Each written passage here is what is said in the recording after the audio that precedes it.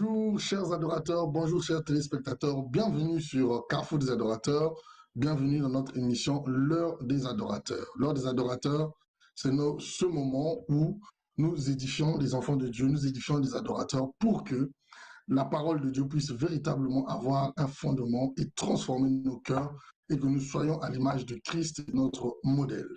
Aujourd'hui, c'est une grâce pour nous de recevoir encore une fois de plus le pasteur, l'apôtre Gaël Ebagatsé, qui est pour nous un père, qui est un père pour plusieurs. Et aujourd'hui, c'est avec un nouveau thème qui va partager avec nous. Et d'ores et déjà, nous tenons à vous dire que ça sera une série d'interventions qui vont se prolonger dans le temps. Aujourd'hui, nous débutons. Et dans les jours à venir, vous allez voir d'autres parties pour compléter ce qui va être dit aujourd'hui. Alors, le thème dont nous allons partager aujourd'hui, donc je vais laisser le suspense et accueillir donc l'apôtre Gaël et qui va nous dire lui-même de quel thème nous allons partager aujourd'hui. Bonjour, apôtre Gaël. Bonjour, pasteur Constant. Bonjour, toute la famille du corps de Christ, tous ceux et celles qui sont connectés à cette télévision chrétienne, à cette émission. C'est encore un honneur, un privilège que j'ai de pouvoir en cette journée être un instrument d'édification pour le corps de Christ. Comme vous l'a annoncé le pasteur Constant, nous allons commencer une série de partages au sujet d'une thématique que j'estime importante.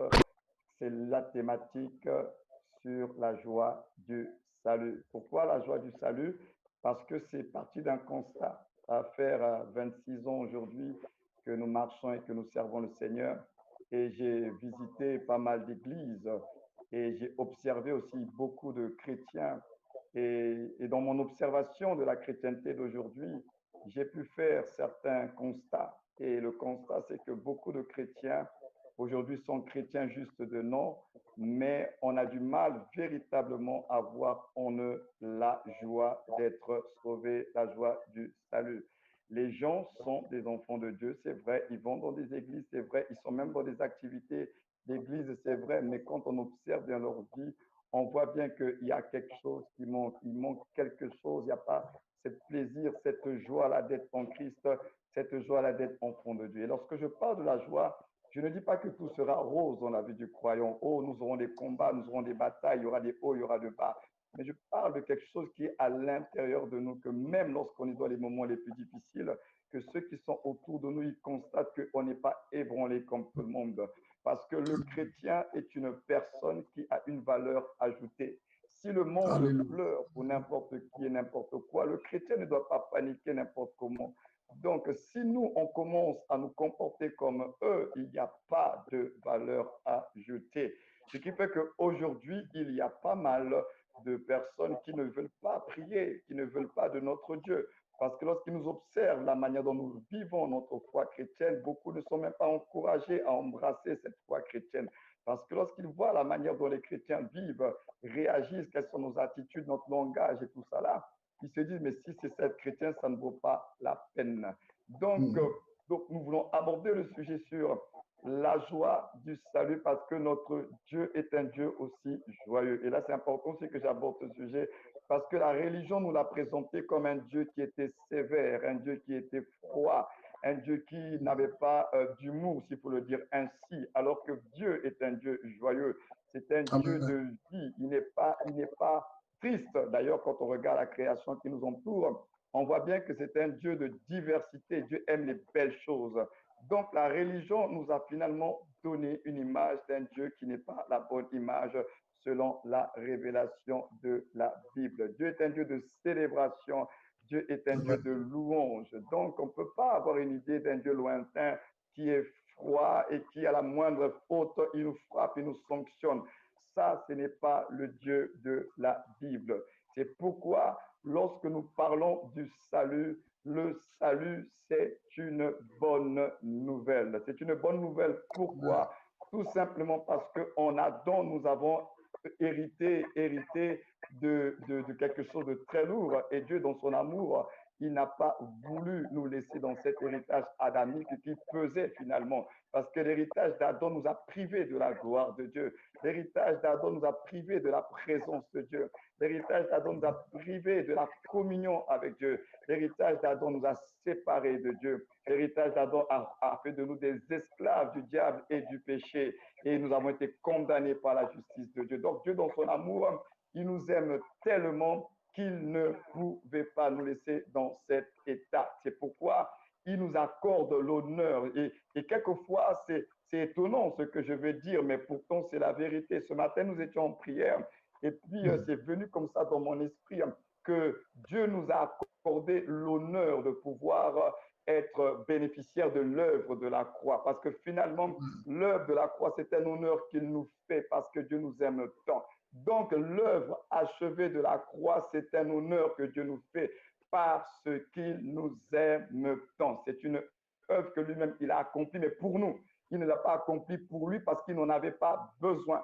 Donc, l'œuvre de la croix, il nous accorde l'honneur, il nous accorde la grâce de pouvoir jouir de ce que lui, il va faire pour nous parce que, justement, comme nous l'avons vu dans une précédente émission, Dieu nous aime tant. C'est pourquoi, lorsque nous comprenons cela, nous allons réaliser, mais tout ce que Dieu va faire pour nous, il va le faire à cause de l'amour qu'il a pour nous. Donc, le salut, c'est une bonne nouvelle et le salut fait partie donc de l'évangile. Donc, finalement, ce que nous allons partager, c'est partager l'évangile. Pourquoi il n'y a plus la joie du salut? Pourquoi le regard, la perception que nous avons de Dieu nous a présenté un Dieu très froid, très austère, très fermé? Tout simplement parce que nous n'avons pas écouté le bon message. Parce que le salut parle d'une personne. D'ailleurs, avant même de parler du salut, le salut, avant d'être une œuvre, c'est d'abord une personne. Et la personne qui incarne ce salut, c'est Jésus. Donc, il ne faut pas voir l'œuvre d'abord, il faut d'abord voir la personne et son œuvre, parce qu'ils sont liés ensemble. C'est parce qu'il est le salut qu'il sauve. C'est parce qu'il est le salut qu'il nous sauve. C'est pourquoi son nom veut dire Dieu sauve. Dieu est salut. Donc, Jésus-Christ, c'est lui qui est le salut. Donc, finalement, quand on parle de la joie du salut, c'est comme si on était en train de dire la joie que nous procure Jésus. Or, on ne peut pas parler de Jésus comme un simple touriste sur la terre, quelqu'un qui est venu se balader sur la terre et faire du bien aux hommes. Non, lorsque nous parlons de Jésus, nous sommes en train de parler ici du Rédempteur, de celui qui vient pour nous sauver, de celui qui vient manifester cette bonne nouvelle que Dieu nous a tant aimés et qui ne veut pas nous voir périr, mais il veut nous délivrer. Donc, le cœur du salut, c'est une personne, et cette personne, c'est lui-même qui est le message de l'évangile. Alors, je vais lire juste deux textes avec vous pour continuer un peu dans ma pensée, pour que nous comprenions ce que je veux dire. Nous sommes déjà dans Romains, chapitre 1er, à partir du verset 1er. La Bible dit ceci: Paul, serviteur de Jésus-Christ, appelé à être apôtre, mis à part pour annoncer l'évangile de Dieu, évangile qui avait été promis auparavant de la part de Dieu par ses prophètes dans les saintes écritures. Il concerne donc cet évangile, il concerne son fils, né de la postérité de David, selon la chair, déclaré fils de Dieu avec puissance, selon l'esprit de sainteté par sa résurrection d'entre les morts, Jésus-Christ notre Seigneur. Donc, nous voyons déjà avec l'apôtre Paul que l'évangile concerne une personne. Le cœur de l'évangile, c'est Jésus-Christ, avec deux volets principaux, ce que j'appelle les deux faces de l'évangile du salut. Il y a le côté de la crucifixion et il y a le côté de la résurrection. Et on le verra lorsque nous allons parler du protocole de l'évangile. Mais ce que je veux déjà d'entrée nous dire, c'est que l'évangile a un objet. Pour que cette nouvelle soit bonne, il faut ne pas déplacer l'objet de cette bonne nouvelle.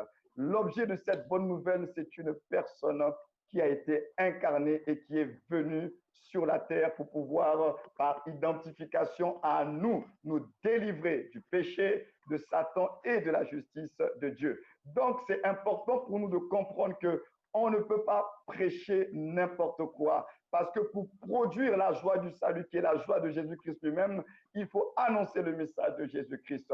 Si nous n'annonçons pas le message de Jésus-Christ, il ne produira pas la joie de Jésus-Christ. C'est pourquoi nous disons que l'évangile a un cœur, l'évangile a un objet et c'est une personne. Et c'est cette personne qui sauve. Mais s'il n'y a pas cette personne-là, ce n'est pas l'évangile. L'évangile, c'est pas parler de Dieu ou bien de parler des choses de Dieu. L'évangile, c'est parler d'une personne, c'est parler du Fils de Dieu. C'est prêcher la folie, comme j'aime le dire, de l'amour de Dieu pour le genre humain. Donc, le deuxième passage que je vais lire, et après, s'il y a des questions, on va y aller. L'apôtre Paul dit ceci dans 2 Corinthiens chapitre 11, à partir du verset 3.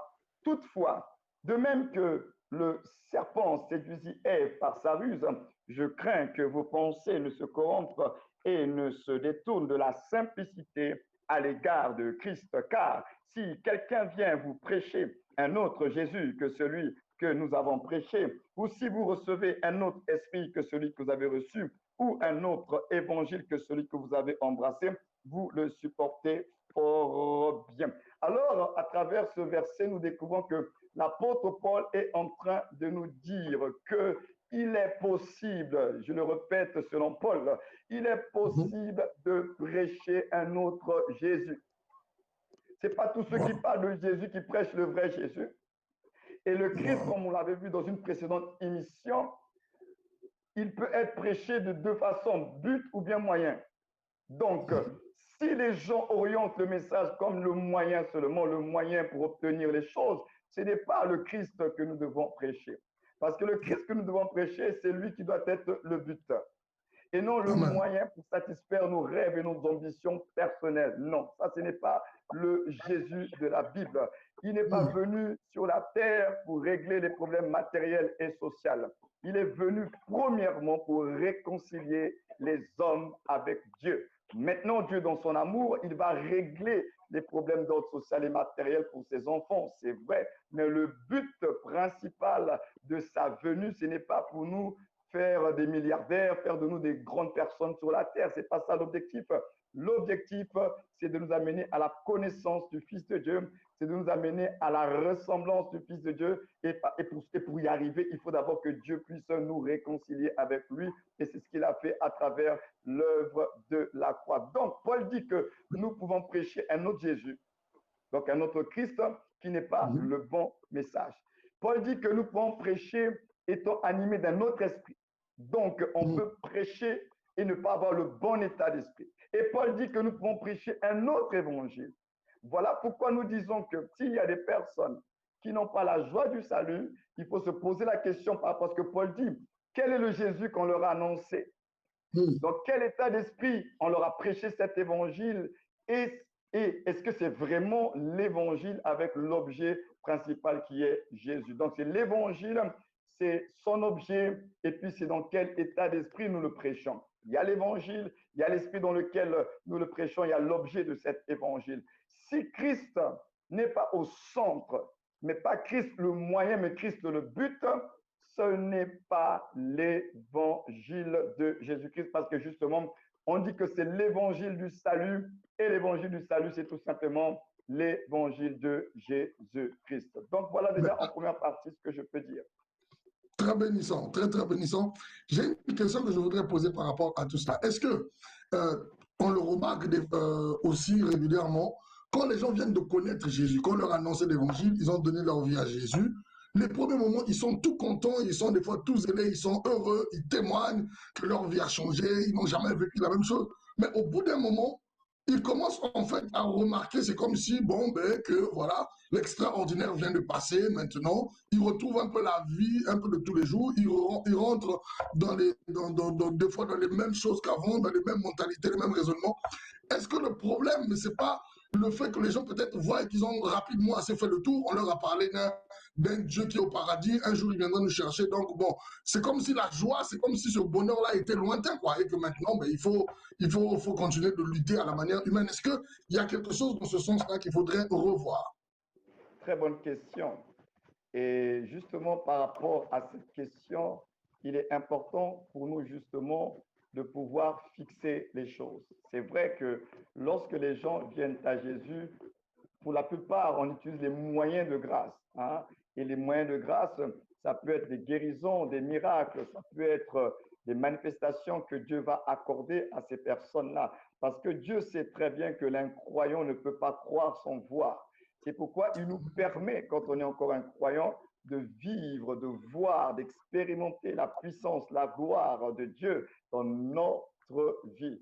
Et c'est ça le principe de Dieu, c'est que les moyens de grâce, il va les utiliser pour pouvoir amener les gens à lui, à croire et à pouvoir lui faire confiance. Donc ces moyens de grâce-là vont être aussi utilisés par Dieu pour susciter la foi dans ces personnes-là. Maintenant, il faut que ces personnes-là, lorsqu'elles ont cru, qu'elles comprennent que quand elles sont en dehors de Christ, elles sont dans un principe de voir pour croire. Donc Dieu leur permet de voir pour les amener à la foi. Mais maintenant, lorsqu'elles arrivent dans la foi, il faut que nous, les prédicateurs et les pasteurs, on leur fasse comprendre que maintenant que vous êtes en Christ, les données changent. C'est quoi? Maintenant, il faut croire d'abord et vous allez voir après. Donc, c'est maintenant le principe de la foi. Ce que vous avez vu vous a introduit dans la foi. Et maintenant, étant entré dans la foi, vous devez vivre la foi. Or, la foi, c'est croire d'abord pour voir après. Donc, il faut faire comprendre déjà à ces nouveaux croyants-là que le juste vivra par la foi. Selon Hébreux 10, 38, il a dit mon juste, celui qui a été justifié, racheté, pardonné, réconcilié. Il dit maintenant que tu es pardonné, réconcilié, maintenant que j'étais introduit par la résurrection dans la nouvelle création, tu dois connaître une vérité. C'est pourquoi nous devons, dès les premières heures, s'il faut le dire ainsi, de la nouvelle naissance d'un bébé, d'un chrétien, d'un croyant, lui dire maintenant la vie dans laquelle tu es rentré, c'est la vie de la foi. Le Dieu qui s'est révélé à toi et qui t'a amené à prendre cette décision-là, sache que maintenant tu dois t'appuyer sur cette révélation que tu as de lui. Tu dois t'appuyer sur sa fidélité. Tu dois t'appuyer sur sa parole qui est vraie. Donc, il faut maintenant que le croyant apprenne maintenant à marcher par la foi. La vie chrétienne, on ne l'a pas suffisamment enseignée et proclamée. C'est une vie de la foi et c'est une vie de la marche par la foi. Si on ne prend pas la peine d'expliquer ça aux croyants, alors eux qui étaient habitués à voir, parce que Dieu aussi dans son amour de Père, lorsqu'ils se convertissent aussi, ils ne font pas beaucoup d'efforts. Dieu continue encore à les rassurer, ils n'ont pas fait le mauvais choix, il est là, il y a certaines prières qu'ils ne font pas, Dieu leur permet de vivre certaines réalisations. Mais après qu'ils aient vu tous ces clins d'œil de Dieu, il faut qu'ils comprennent que la vie dans laquelle ils sont rentrés, c'est une vie qui doit se vivre par la foi. Maintenant, les œuvres passées qu'ils ont expérimentées avec Dieu vont devenir les points sur lesquels ils vont s'appuyer. Ils vont se dire, mais si hier il l'a fait, aujourd'hui il peut aussi le faire. Donc, je bâtis ma confiance, pas sur un Dieu historique, pas sur un Dieu qui n'est pas réel, mais sur un Dieu qui s'est révélé à moi. Hier, il a fait des choses dans ma vie. Alors, je crois que même aujourd'hui, il va le faire. Donc, l'un des problèmes, c'est que nous n'avons pas su prêcher convenablement la foi. Nous avons prêché aux gens, venez à Jésus, il va vous donner, venez. Alors les gens viennent avec cette attente qu'il suffit de prier et on reçoit tout de suite de la part de Dieu. Mais à un moment donné, c'est pas comme ça que ça se passe avec le Seigneur, parce qu'ils vont naître dans une famille et Dieu va devoir nous éduquer et nous allons devoir apprendre comment vivre comme un enfant de Dieu. On va devoir apprendre comment marcher comme un enfant de Dieu. On va devoir apprendre comment parler comme un enfant de Dieu. Donc c'est toute une éducation maintenant que nous allons recevoir pour ressembler à la famille dans laquelle nous sommes et notamment à notre Père céleste. Donc, quand les gens ne sont pas suffisamment enseignés sur la foi, c'est dommage parce que la foi, quelquefois l'enseignement de la foi, il vient très en retard. Alors que lui, il dit que mon juste vivra par la foi.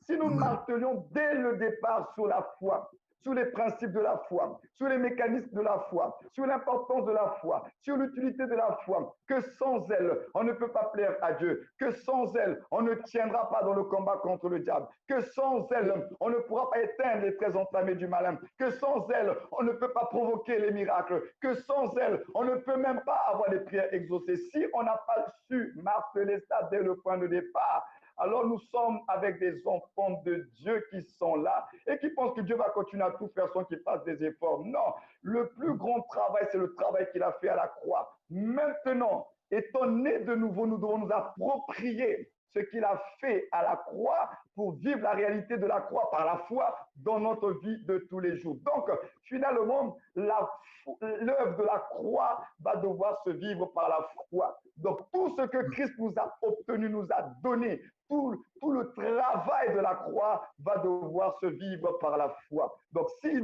on ne leur a pas expliqué la foi, ils ne vivront pas les bénéfices. Voilà pourquoi justement, ils vont se dire, mais je ne comprends pas ma vie, depuis que je prie, c'est comme si les mêmes choses se répètent. Mais c'est normal, parce que les bénéfices de l'œuvre de la croix ne peuvent s'obtenir que par la foi. Donc, ça veut dire quoi? Ça veut dire que la grâce nous donne. La grâce nous donne et la foi saisit ce que nous donne la grâce.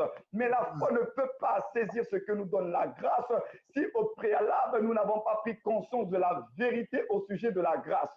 Donc, la parole de Dieu doit nous parler, elle doit nous instruire sur ce que Christ a fait pour nous à la croix. Ainsi, la vérité étant établie, c'est cette vérité-là qui suscite la foi. Parce que la foi vient de ce qu'on entend, et ce qu'on entend vient de la parole de Christ, qui est la parole de vérité, et Christ est lui-même la vérité. Donc, si on ne réussit pas à expliquer ça aux gens, que la croix, c'est une bonne nouvelle, la croix, il y a des bénéfices, la croix, il y a des conséquences, c'est vrai, mais nous ne pourrons les vivre, les activer que par la foi. Mais ma foi ne pourra pas être activée si je n'ai pas connu la vérité, si je n'ai pas connu la parole de Dieu, parce que c'est elle qui donne naissance à la foi de Christ.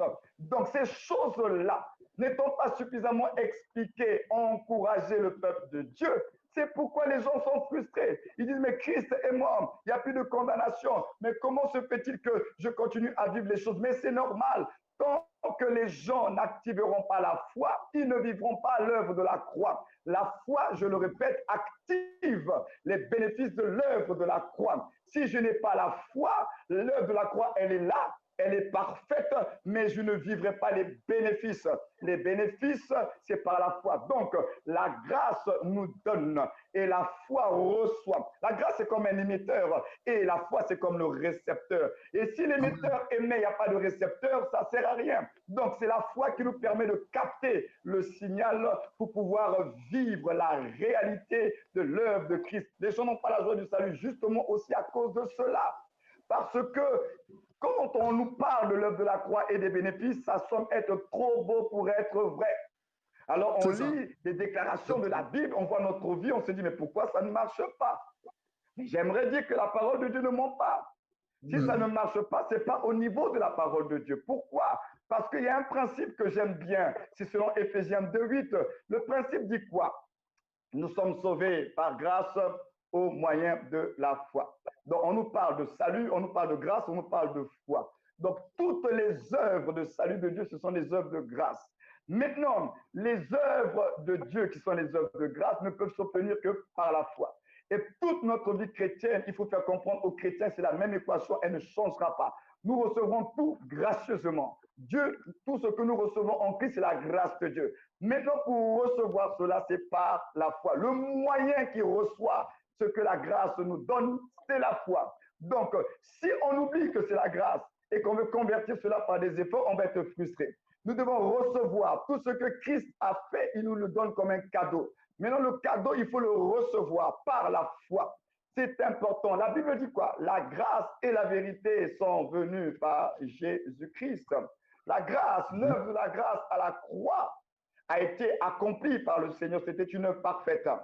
Maintenant, la vérité, on dit que la grâce est la vérité. Maintenant, c'est la vérité, parce que la vérité, c'est l'attestation de l'œuvre de la grâce. La vérité, le témoignage des Écritures vient attester ce que la grâce a fait pour nous. Donc maintenant, c'est par le moyen de la vérité que nous allons être libérés de tous les mensonges. Donc si les croyants ne comprennent pas l'œuvre de la grâce qui est rendue, qui a été témoignée par les Écritures, la parole de Christ, les Écritures rendent témoignage de ce que Christ a fait pour nous. Si nous n'avons pas compris ce que Christ a fait pour nous, nous n'aurons pas la foi de Christ. Ce n'est pas possible. C'est la vérité qui nous permet de prendre connaissance de ce qu'il a fait pour nous, et c'est la vérité qui est l'attestation. La vérité, c'est la confirmation que l'œuvre de la croix est réelle. Et maintenant, cette vérité-là, lorsque nous croyons en elle, elle va libérer sa puissance. En fait, c'est comme si c'est la vérité qui active la foi. Donc, sans la vérité, la foi n'est pas activée. Donc, si on n'est pas en contact avec la parole de Christ, qui est la parole de foi, la foi en Christ ne sera pas activée. Pour que la foi en Christ soit activée, il faut que nous soyons confrontés à la parole de Christ, qui est la vérité. Donc, c'est important pour nous d'enseigner aux gens, de réexpliquer aux gens qu'est-ce qui s'est passé à la croix. Qu'est-ce que Christ a fait pour nous? Parce que la Bible dit quoi? Ils l'ont vaincu à cause du sang de l'agneau et la parole de leur témoignage. En réalité, qu'est-ce que ce texte veut dire? Ce texte veut tout simplement dire que notre victoire, c'est la victoire par rapport au témoignage que nous rendons de ce que l'agneau a fait pour nous. Parce que là, on parle du sang, on parle de l'agneau, on parle du sacrifice. Donc, on parle de Jésus-Christ crucifié. Donc, en réalité, notre victoire, c'est le témoignage que ce que l'agneau de Dieu a fait pour nous, parce que sa victoire, c'est notre victoire. Donc, nous rendons témoignage de ce que l'agneau a fait pour nous. C'est ça notre victoire. Nous déclarons ce que l'agneau a fait pour nous. Et quand nous regardons la croix, nous voyons le sang qui a été versé, nous voyons le sacrifice, nous voyons les alliances. Donc, la croix règle les problèmes des alliances, règle les problèmes de condamnation, règle les problèmes des liens spirituels. Mais nous n'allons pas les vivre tant que nous n'allons pas croire la vérité. Le problème, il est là. Tant que nous ne croyons pas la vérité, ces choses-là, à cause de notre ignorance, vont continuer à agir. C'est vrai, ça va agir. Ça s'arrêtera lorsque toi et moi, nous nous lèverons, nous dirons stop. Et nous allons brandir notre attestation, le témoignage de ce que l'agneau a fait pour nous. Alors nous allons proclamer l'œuvre de la croix, le sang de l'agneau, l'alliance par le sang de Jésus. Et c'est là que nous entrerons dans la victoire et dans la vraie liberté. Ce n'est que par la vérité. Sans la vérité, sans la connaissance de la vérité, tu seras chrétien né de nouveau, mais tu vas continuer à vivre les choses de ton ancienne vie. Non pas parce que Dieu n'a pas fait cette œuvre en toi, mais ce que tu dois comprendre, c'est que lorsque tu as cru, il t'a donné les outils, il t'a donné les armes, il t'a donné les équipements maintenant pour que tu règles les problèmes de ta vie. C'est ce que nous n'avons pas compris dans la vie chrétienne. Dieu nous a équipés, il nous a oints maintenant pour que dans notre homme intérieur, nous puissions maintenant aller conquérir notre âme, conquérir notre corps. Mais beaucoup de chrétiens attendent et ils ne comprennent pas, leur vie ne marche pas. Mais pourtant, je suis en Christ. Oui, tu es en Christ, mais si tu ne saisis pas la vérité et que tu te lèves pour parler et de... Alors, apôtre Gaël, vous avez parlé de la vérité. Vous avez dit, lorsqu'on a reçu Christ, la révélation véritable, donc la parole, la vérité sur Christ, ça va générer en nous, ça va provoquer, donc vous avez expliqué la foi comme étant un récepteur, ok? Lorsque la grâce a été manifestée, le récepteur de cette grâce-là, c'est la foi, et c'est par la foi que nous allons pouvoir vivre ce que la parole de Dieu dit que nous devons vivre. Moi, la question que je me pose, est-ce que donc, sur cette base-là, on va dire qu'il y a finalement des faux départs? Donc, est-ce qu'il y a finalement des fausses conversions? Est-ce qu'il y a des gens qui se sont attachés à Christ sur une mauvaise base? Parce que toute étude, je veux dire ça, c'est comme une affaire de contrat. C'est-à-dire que je rentre en alliance avec le Seigneur, donc il y a des clauses dans ce contrat-là. Donc, sur quelle base je rentre? Si déjà dès le départ, les clauses ne sont pas les bonnes, je ne sais pas exactement ce de quoi je veux m'attendre de l'autre partie. Qu'est-ce que l'autre va faire? Qu'est-ce que moi je dois faire? Finalement, ben, la relation ne va pas être propre. Est-ce qu'il y a un lien avec ce fait-là? Oui, en fait, ce que je pourrais dire, c'est que les fondamentaux qui nous introduisent dans la nouvelle vie en Christ, nous les avons déjà, les ingrédients, s'il faut le dire ainsi. Nous sommes sauvés par grâce au moyen de la foi. Si nous confessons le Seigneur Jésus-Christ et si nous croyons dans notre cœur que Dieu l'a ressuscité des morts, on est sauvés. À tous ceux qui l'ont reçu, qui croient en son nom, elle a donné le pouvoir de devenir enfant de Dieu. Aujourd'hui, je me suis rendu compte que ce n'est pas un problème de naissance en réalité, parce que les gens, sur la base de ces éléments que je viens de citer, naissent de nouveau, ils naissent de Dieu. Le problème, ce n'est pas dans leur naissance. Le problème, c'est dans leur croissance. Le problème, c'est dans leur marche. Voilà pourquoi nous parlons de la joie du salut. Ce sont des personnes qui sont nées de Dieu, mais qui ont du mal à jouir du salut et d'avoir cette joie-là d'être enfant de Dieu. Et c'est pourquoi nous disions que il faut absolument qu'aux premières heures ou jours, semaines, mois de la conversion d'une personne, lui expliquer les enjeux de la nouvelle vie en Christ. on ne peut pas laisser le nouveau converti livré à lui-même parce qu'il va se rendre compte à un moment donné que Dieu ne va pas toujours faire les choses comme ça, sans qu'il ne fasse rien, qu'il va tout obtenir parce que c'est un enfant de Dieu et Dieu c'est un bon Dieu. Il faut lui faire comprendre que tu es rentré dans une réalité. La nouvelle création, c'est une affaire d'abord d'esprit. C'est un être spirituel qui naît. Et dans cette réalité spirituelle, cet être-là, il a déjà son régime de vie. Son régime de vie est déjà défini par Dieu. Il dit que c'est la foi. Sans la foi, on ne vivra pas la nouvelle vie en Christ. Donc, c'est la foi qui va rendre réelle l'œuvre achevée, accomplie de Christ à la croix pour nous dans notre marche avec Dieu. Parce qu'il a accompli beaucoup de choses pour nous. Comme je l'avais dit, il nous a accordé l'honneur. Donc, tout ce qu'il a fait, en fait, c'est pour nous. Maintenant, comment se fait-il que nous n'arrivons pas, pour la plupart d'entre nous, à jouir des bénéfices de cette œuvre de la croix et nous continuons à être frustrés et nous continuons à nous dire, mais pourquoi ma vie n'a pas changé?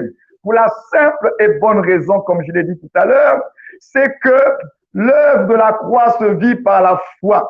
C'est-à-dire que la croix, l'œuvre de la croix nous communique la foi. Normalement, c'est ça. L'œuvre de la croix doit nous communiquer la foi. Et la foi que nous communique l'œuvre de la croix, c'est elle qui va nous permettre de marcher dans la nouvelle vie en Christ. Maintenant, les bénéfices de cette œuvre de la croix, nous ne pourrons les activer encore une fois par la foi. La foi, finalement, c'est l'incontournable dans la vie chrétienne.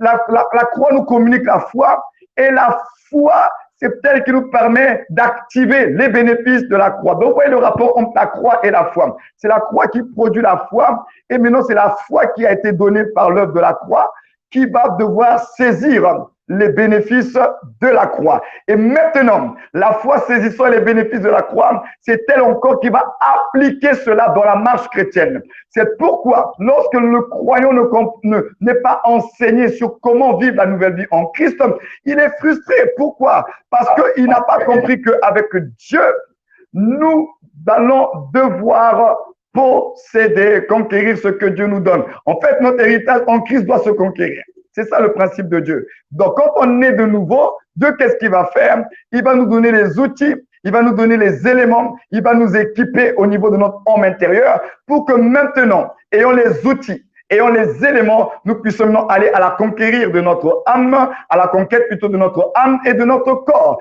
C'est à ce moment-là que nous allons prendre autorité sur toutes les réalités de l'âme. Nous allons prendre autorité sur toutes les réalités de notre corps. Et cela va se faire au niveau de notre homme intérieur, au niveau de la nouvelle création, au niveau de notre esprit. Donc, le nouveau converti, il faut qu'il comprenne qu'il est né de nouveau au niveau de son esprit, mais son âme n'est pas encore renouvelée, son corps est encore corruptible. Donc, il va devoir posséder ce qu'il a reçu de Dieu et il va devoir aller à la conquête de son héritage par la foi. Et là encore, la foi est encore activée. Sans la foi, nous continuons à être frustrés. Mais c'est par la foi que nous allons appliquer l'œuvre de la croix dans notre quotidien. Ce n'est qu'au moyen de la foi, mais la foi proclamée. La foi, pas une parole qu'on a juste méditée dans le cœur. La foi doit parler. La foi proclamée. Je proclame ce qu'il a fait pour moi. Je proclame ce que je suis devenu en lui. Ce n'est qu'au moyen de la proclamation que nous vivrons les réalités de notre nouvelle position en Christ dans notre condition. Moins nous allons proclamer ce que nous croyons, et vous le savez tous, que nous proclamons que ce que nous croyons. Or, nous croyons la vérité. Donc, nous croyons la vérité et après, nous proclamons cette vérité-là. Et parce que nous avons proclamé la vérité avec foi, nous allons posséder ce que nous avons proclamé. Donc, si nous ne croyons pas la vérité, il n'y aura pas la foi. Et s'il n'y a pas la foi, on va proclamer des paroles dont on n'est même pas sûr. On va proclamer des paroles parce qu'on nous a demandé de les répéter tout simplement. Alors que ce n'est pas cela. Nous devons connaître la vérité. Or, connaître, c'est une expérience. C'est réaliser véritablement que c'est la vérité, c'est la parole de Dieu. Et à ce moment-là, nous devons placer notre confiance dans la parole de Dieu en croyant que Dieu n'est pas un homme pour mentir. Et j'insiste sur ce fait. Dieu n'est pas un homme pour mentir. Si les choses que nous lisons, nous ne les vivons pas, le problème n'est pas au niveau de Dieu. Le problème ne sera jamais au niveau de Dieu. Le problème sera à notre niveau. Est-ce que nous avons compris la vérité? Parce que la puissance de la vérité ne peut pas être relâchée dans nos vies si nous ne croyons pas à cette vérité-là, si nous ne la comprenons pas, si nous n'en sommes pas conscients. Comment voulez-vous libérer la puissance de la vérité? Vous n'y croyez pas. Or, ça commence par croire la vérité. Nous devons comprendre la vérité. Nous devons être conscients de la vérité et nous devons confesser la vérité. Donc, si la vérité, nous n'y croyons pas, nous ne comprenons même pas, nous ne sommes même pas en connexion. C'est pourquoi lorsque je parle de la vérité, je parle un peu de tous ces éléments-là. Je parle de la connexion.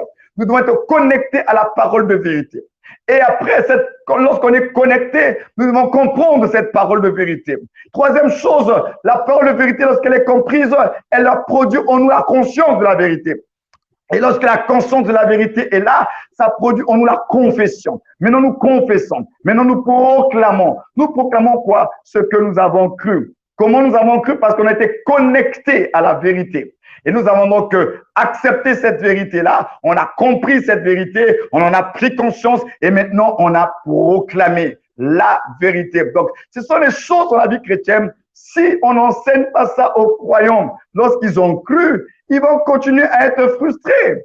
C'est pourquoi on parle de la joie du salut. Beaucoup ne vivent pas cette joie du salut, mais parce qu'ils n'ont pas appris finalement comment utiliser la foi, comment utiliser la vérité. Ils croient en la grâce. Jésus est mort pour nos péchés. La grâce était manifestée à la croix. Mais ils oublient la vérité.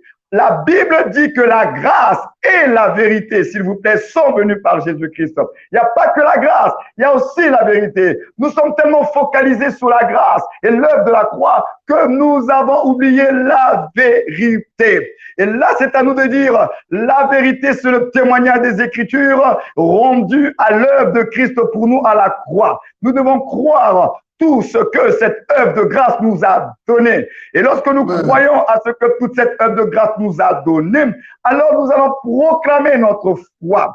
Mais si les gens ne comprennent pas cela, ils vont continuer à s'attendre à Dieu au moment où Dieu s'attend à eux pour qu'eux proclament la foi. C'est ça le problème. Beaucoup s'attendent à Dieu, mais Dieu s'attend à eux.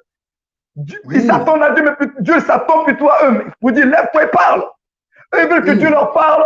Alors que Dieu s'attend à ce qu'eux se lèvent et ils parlent par rapport à leur situation en s'appuyant sur le témoignage de l'œuvre de l'agneau de Dieu pour eux. C'est pourquoi on a dit ils l'ont vaincu à cause de la parole de leur témoignage et du sang de l'agneau. La parole du témoignage de l'œuvre que l'agneau a accompli pour nous. Alors Dieu s'attend à ce que nous puissions nous lever pour parler de ce que l'agneau a fait pour nous. Mais nous, on est là, Seigneur, fais ceci, Seigneur, je ne comprends pas ma vie. Non, un enfant de Dieu doit savoir à quel moment il parle à Dieu et à quel moment il doit parler à ses montagnes, à quel moment il doit parler à son âme, à quel moment il doit parler à son corps. Nous parlons à Dieu pour avoir des orientations, nous parlons à Dieu pour avoir du discernement, nous parlons à Dieu pour le louer, nous parlons à Dieu pour l'adorer. À ce niveau-là, il n'y a pas de problème. Nous lui rendons des actions de grâce. Oui, nous parlons à Dieu. Nous demandons une orientation du discernement. Oui, nous parlons à Dieu. Mais les autres choses, c'est à nous de parler à nos montagnes. Parce que Dieu nous a donné l'autorité. Il nous a donné l'équipement, les outils. Maintenant, il s'attend à ce que ses enfants se lèvent et parlent. Nous sommes de la race que Dieu dit la Bible. Et Dieu dit et la chose arrive. Nous ne parlons pas assez à nos montagnes, mais nous parlons trop à Dieu. Voilà pourquoi on est frustré parce qu'on s'attend à Dieu alors que Dieu s'attend à nous. Il faut que nous enseignions cela aux chrétiens pour que nous soyons des chrétiens offensifs. On se lève et qu'on apprenne déjà à parler à nos montagnes parce que nous avons été oints pour cela. Nous avons reçu l'autorité pour cela. Et c'est là que les chrétiens doivent comprendre que le véritable combat spirituel, c'est ce que Christ a remporté à la croix. Maintenant, nous qui sommes en Christ, notre combat, c'est le combat de la foi. Donc, c'est le combat de la foi qui va nous permettre de ramener la réalité de l'œuvre de la croix dans notre quotidien. Et le diable, lui, qu'est-ce qu'il va faire? Il va sonder, il va observer lesquels connaissent la vérité, lesquels connaissent ce que Christ a fait. Et lorsqu'il se rend compte que nous sommes dans l'ignorance, il continue à nous voler, il continue à nous piller, il continue à nous rendre malades dans le corps, parce que la nouvelle création n'a pas touché le corps et l'âme, c'est notre esprit. Mais lorsque tu prends conscience, mais c'est mon corps, c'est mon âme, il n'a pas le droit, il a été dépouillé à la croix, il a perdu le droit légal d'exercer son autorité sur moi. Alors c'est à ce moment-là, tu te lèves, tu prends autorité au nom de Jésus, tu parles à ton âme et tu parles à ton corps. Ces choses-là, on les a pas enseignées. Alors nous sommes là dans une chrétienté avec des chrétiens qui s'attendent à Dieu, qui s'attendent à Dieu, qui s'attendent à Dieu. Alors que Dieu dit, je vous y ai tout donné. Vous avez le Saint-Esprit, vous avez le nom de Jésus, parlez. Vous avez les promesses, parlez. Vous ne voulez pas parler. Le testataire est déjà mort. Sa mort a été constatée à la croix. Donc par sa mort, le testament est ouvert. Les dispositions du testament maintenant sont en votre avantage. Maintenant parlez, retrouvez vos droits et parlez. Les chrétiens, on ne leur enseigne pas ça. On leur enseigne autre chose. En fait, on leur enseigne une dépendance aux hommes de Dieu. Et eux, ils s'attendent qu'aux hommes de Dieu. Ils attendent que le pasteur prie pour eux. Ils attendent que le prophète va prier pour eux. Ils ne savent pas qu'ils ont reçu l'autorité de Christ. Ils ne savent pas que le pouvoir est dans leur bouche, la victoire est dans leur propre bouche. Donc, tant qu'ils ne parleront pas, eux, leurs montagnes ne se déplaceront pas. Le pasteur ne pourra pas déplacer la montagne de la brebis. Chacun de nous doit parler à sa montagne et chacun de nous doit déplacer sa montagne. Dieu, qu'est-ce qu'il fait? Il ne va pas déplacer les montagnes pour nous, mais qu'est-ce qu'il va faire? Il va nous donner la foi. Dieu, lui, il nous donne la foi pour que nous, avec la foi que l'on reçoit de Dieu, on déplace nos montagnes. Mais aujourd'hui, on veut que les pasteurs déplacent les montagnes pour nous. Les prophètes déplacent les montagnes pour nous. Non, la parole est là pour nous communiquer la foi. Et maintenant, lorsque nous saisissons la foi, nous parlons à nos montagnes et nous déplaçons les montagnes. C'est ce qu'il faut enseigner aux chrétiens. Nous aurons cette joie du salut lorsqu'on comprendra que le pouvoir est dans notre bouche. Et qu'en Christ, c'est le combat de la foi. Et la victoire qui triomphe du monde, c'est la foi. Et c'est par la foi que nous éteignons les traits enflammés du malin. Et c'est encore par la même foi, dans sa fermeté, que nous repoussons le diable, nous résistons au diable. Donc, la foi, c'est la première matière, normalement, qu'on devait enseigner sérieusement aux chrétiens. Parce qu'il a dit, mon juste vivra par la foi. Alors, il faut expliquer aux gens. Si le juste doit vivre par la foi, expliquez cette vie de la foi-là. On a négligé, on a fait juste un petit sujet de la foi, une petite thématique de la foi, et puis on est passé à autre chose. Mais la foi, c'est la clé principale qui active tout dans le royaume de Dieu. C'est la clé principale qui saisit ce que la grâce nous donne. Mais si on n'a pas compris la foi, la véritable foi, comment on aura la joie du salut? On sera tous les chrétiens défaitistes avec le nom de Jésus dans la bouche, mais on n'a pas d'assurance parce qu'on n'a pas compris le mystère de la foi. Chaque fois que les chrétiens se tourneront vers l'œuvre de la croix est là pour nous alimenter, pour communiquer la foi, pour fortifier notre foi. Lorsque tu penses à ce que Jésus a fait pour toi, lorsque tu penses aux bénéfices que le testament nous donne, ta foi est fortifiée et c'est avec assurance que tu te lèves pour parler à tes montagnes. Mais si la croix n'est pas expliquée, si la bonne nouvelle de l'œuvre de la croix n'est pas expliquée, comment voulons-nous que les chrétiens, les croyants aient de l'assurance et la joie du salut? Ça va être difficile. Oui, bon, j'ai accepté Jésus, oui, mais bof, quoi. J'ai adhéré à une religion, bof. Non, la vie chrétienne est dynamique. Dieu n'est pas le Dieu des paresseux. Ah oui, Dieu n'est pas le Dieu des paresseux. La vie chrétienne est dynamique parce que celui qui est en nous est dynamique. Le Saint-Esprit est dynamique. Il n'est pas statique. La vie chrétienne, c'est pas pour les paresseux.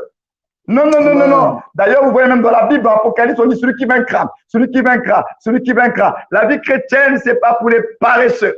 C'est pour ceux qui se lèvent et qui croient la vérité et qui proclament la vérité au nom de Jésus. Donc, c'est pourquoi nous sommes en train d'aborder ce sujet, comme on l'avait dit. On va pas aller trop vite parce que nous voulons aider les enfants de Dieu. On veut aider le peuple de Dieu à pouvoir retrouver la joie du salut, la joie en Christ, la joie de Jésus-Christ, notre Seigneur. Alors, apôtre, donc si je comprends bien, la joie du salut, pour la vivre, ben, il faut saisir les bénéfices de ce que nous avons en Christ par la foi et le proclamer. Amen. Amen. Et Amen. j'ai ce passage qui me venait à l'esprit pendant que vous parliez de Éphésiens chapitre 1, à partir du verset 3. La Bible dit, Mhm. béni soit Dieu, le Père de notre Mhm. Seigneur Jésus-Christ, qui nous Mhm. a bénis de toutes les bénédictions spirituelles Amen. Amen. dans les lieux Amen. célestes en Christ. Mhm. Ça veut dire que Amen. nous avons été bénis de toutes les bénédictions. Ça veut dire qu'il n'y a aucune Mhm. bénédiction qui est normalement hors de ce que Jésus-Christ a fait. Et que Amen. la véritable question, et que la véritable question, c'est comment justement emmener cette bénédiction dans la réalité. Et c'est ce que vous venez de Voilà. nous enseigner aujourd'hui, C'est c'est ça. la marche par la foi. Amen. C'est une question d'activation tout simplement. C'est pourquoi j'ai une Amen. émission que j'anime ces derniers temps que nous avons baptisée Activation en Christ. Parce que Amen. c'est une affaire d'activation. Nous avons déjà tout reçu en Christ. Christ est Amen. le tout de Dieu. Dieu ne va plus nous donner autre chose puisqu'il nous a déjà donné le tout. My Maintenant, le God. problème, c'est activer ce que nous avons reçu. Parce que ça Mm. s'active. C'est comme le salut. Le salut, il est venu, il est mort pour tout le monde. Mais tout le monde n'est pas sauvé. Ne peut être sauvé que celui qui a la foi. Donc, le salut, au final, c'est pour quiconque croit. Donc, ça veut dire la même chose. On peut être tous des Yes. chrétiens. On a Christ en nous. Mais s'il y en a qui ne croient pas, ils ne vivront pas. Ils ne vivront pas les réalités de Christ. C'est pour Mm. quiconque croit. Le salut, c'est pour quiconque croit. La foi, je le répète, est un puissant activateur de ce que la grâce nous donne en Christ Jésus. S'il n'y a pas la foi, on va continuer à être frustré inutilement parce que les choses que nous avons en Christ, elles doivent être activées. Sinon, Amen. ça va être Amen. juste Amen. des histoires qu'on lit dans la Bible. On va dire, bon, c'est trop beau pour être vrai. Effectivement, Mm. quand on lit la Bible, quelquefois, on a un pincement dans le cœur, on se dit, waouh, mais la Bible dit ceci, on a tout pleinement en Christ, on est béni de toutes sortes de bénédictions. Mais pourtant, c'est vrai ce que dit la Bible. Mais alors, comment on va ramener les réalités d'en haut en bas? Et Amen. c'est là que nous Yes. allons voir tout ça ensemble à travers cette émission, parce qu'il faut ramener les réalités d'en haut en bas. Parce que si on doit retrouver la joie du salut, il faut comprendre alors à ce moment-là que nous avons une part de responsabilité. Je répète, Dieu a fait le gros du travail. Il nous a donné l'équipement. Il a fait de nous ses enfants. Il nous a oints. Il nous a scellés du Saint-Esprit. Il nous a donné l'autorité. Maintenant, c'est à nous de conquérir ce que nous avons reçu en héritage. C'est ça le Amen. problème. Tant que l'on ne se lèvera pas, on ne vivra pas. Pourtant, ces choses sont à nous. Mais Dieu, il a mis en place un principe qu'il faut te lever pour posséder ce qui est à toi. Mais pour pouvoir posséder ce qui est à toi, tu dois connaître ce qui est à toi. Donc, tu dois connaître la vérité. Quel est ton héritage? Quelle est la sphère d'influence que tu as reçue? Qu'est-ce que Christ a fait pour toi? Ça peut être basique ce que je suis en train de dire, mais pourtant c'est ça qui fait la force de notre foi. Qu'est-ce qu'il a fait pour nous? Il faut que chaque enfant de Dieu soit convaincu. C'est pas seulement Jésus, ah, il est mort pour nos péchés à la croix. Oh, c'est bien plus que ça. Qu'est-ce qu'il a fait pour nous? Et qu'est-ce que tu as reçu de sa part? Qu'est-ce que tu es devenu en lui? Toutes ces questions-là, si on n'a pas des réponses, on ne vivra pas la joie du salut. On va juste se contenter des miettes. Oui, il est mort pour nos péchés. Maintenant, je suis enfant de Dieu. Non, c'est beaucoup plus profond que ça. Et lorsque nous rentrons dans la profondeur de cette œuvre, je le répète, qui nous a fait l'honneur, il a fait l'honneur de mourir pour nous. Parce que cette œuvre, c'était pas pour lui. C'est comme si quelqu'un fait un travail, lui il est déjà bon, mais il dit, bon, je vais travailler pour toi, hein, comme toi tu n'es pas bon, moi je vais le faire pour toi. C'est ce qu'il a fait finalement. Nous n'étions pas capables de satisfaire la justice de Dieu. Alors lui, qu'est-ce qu'il a dit? Je veux le faire pour vous. Donc qu'est-ce que je vais faire? Je vais vous libérer, mais en même temps, je vais accomplir cette justice pour vous. Donc voilà pourquoi c'est en lui que nous sommes justice de Dieu. Parce que c'est lui qui accomplit la justice de Dieu. Parce qu'il n'y a pas lui, on n'est pas justice de Dieu. C'est en lui qu'on est justice de Dieu. Parce que lui, il a satisfait pleinement la justice de Dieu. Et il nous l'a crédité. Donc nous sommes au bénéfice de son travail. C'est comme l'héritage. Tu possèdes, tu hérites le fruit du travail de quelqu'un. C'est pas toi qui as payé le prix. C'est quelqu'un qui a travaillé toute sa vie. Il a amassé. Et toi, tu n'as que la grâce d'être bénéficiaire, d'être héritier du travail de quelqu'un d'autre. Mais c'est ça la bonne nouvelle. Il a travaillé déjà pour nous. Il a tout fait pour nous. Maintenant, nous ne sommes que bénéficiaires. Mais pour prendre cet héritage, la foi. Amen. Il faut la foi. Lui, il a déjà travaillé pour nous. Maintenant, quand tu as saisi cet héritage-là, tu as maintenant les droits légaux de pouvoir exercer ton autorité. Pour dire à Satan, cette juridiction ne t'appartient plus. Mon corps ne t'appartient plus. Mon âme ne t'appartient plus. Tu as maintenant l'autorité de travailler sur toi. Et beaucoup de chrétiens s'attendent à ce que Dieu fasse sur eux. Alors que Dieu a déjà fait l'essentiel, c'est qu'il a recréé leur esprit. Il a investi sa vie dans leur esprit. Il leur a donné sa nature. Il leur a communiqué son esprit. Maintenant, l'âme et le corps, c'est ton travail. C'est notre travail. Ce n'est pas le travail de Dieu. Voilà pourquoi les gens sont frustrés. Ils s'attendent à voir Dieu agir dans l'âme et dans le corps, alors que c'est nous, par la foi, qui devons travailler au niveau de l'âme et du corps. C'est nous qui devons constater que ça ne va pas dans notre vie et on se lève au nom de Jésus, on parle. Il dit, vous chasserez les démons, vous prierez pour les malades. Il n'a pas dit, vous allez prier le Père et après lui, il va vous guérir les malades. Il dit, c'est à vous de prier pour les malades. Donc, il y a des choses, Dieu nous a donné l'autorité en Christ pour pouvoir maintenant agir sur l'âme et le corps. Beaucoup de chrétiens sont trop passifs. Que ce soit dans les rêves, que ce soit, je ne sais pas, dans tous les domaines de nos vies, on est trop passif et on attend pour que Dieu va faire. Hein. Bon, c'est la volonté de Dieu, je vais attendre. Non! Il y a des choses, ce n'est pas la volonté de Dieu. Dieu n'est pas là pour qu'on souffre. Dieu ne prend pas plaisir quand on souffre. Il y a des choses dans nos vies, on a trop laissé l'ennemi gagner du terrain. Nous voler, on l'appelle le voleur. Il vole ce qui est à nous.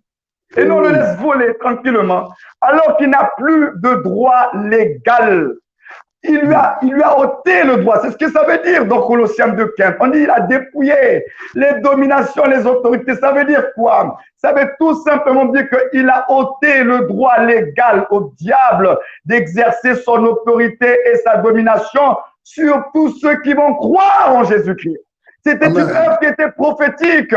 Ça veut dire que ceux qui vont croire en l'œuvre de Christ, le diable n'a plus de droit légal d'exercer son autorité sur eux. Donc tout ce qu'il va faire, il le fera de façon illégale. C'est nous qui sommes du côté de la légalité. Mais par contre, ceux qui ne sont pas en Christ, le diable est toujours armé. Le diable a toujours le pouvoir sur eux parce qu'ils sont dans son royaume. Mais celui qui est en Christ, il est dans le royaume de lumière. Donc le diable n'a plus de droit légal sur le chrétien. Nous sommes dans une autre juridiction. Donc il faut connaître le droit.